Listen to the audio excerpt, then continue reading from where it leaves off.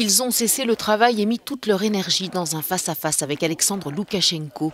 Ces ouvriers d'une importante usine bélarusse attendaient de pied ferme la visite de leur président pour le sommer de quitter le pouvoir.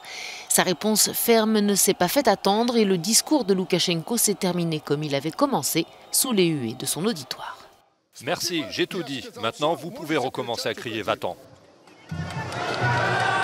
Dans le même temps, via une vidéo enregistrée en Lituanie où elle s'est réfugiée, l'opposante Svetlana Tikhanovskaya s'est dit prête à gouverner le pays, rappelant son ambition d'organiser une nouvelle élection présidentielle libre si elle accède au pouvoir.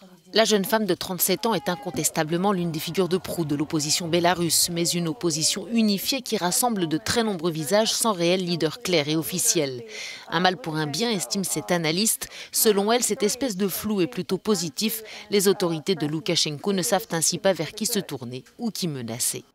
Face à la situation préoccupante au Bélarus, le président du Conseil européen Charles Michel a annoncé un sommet extraordinaire des 27 dirigeants de l'UE mercredi. Le Royaume-Uni, de son côté, a dit qu'il n'acceptait pas les résultats de la présidentielle et réclamait une enquête indépendante sur ce scrutin, ainsi que sur la répression qui a suivi. Après l'élection, des manifestations avaient été matées par les forces anti-émeutes, faisant au moins 2 morts et des dizaines de blessés. Dimanche, un immense défilé réunissant plusieurs dizaines de milliers de personnes organisé à Minsk pour exiger le départ d'Alexandre Loukachenko s'est lui déroulé sans incident.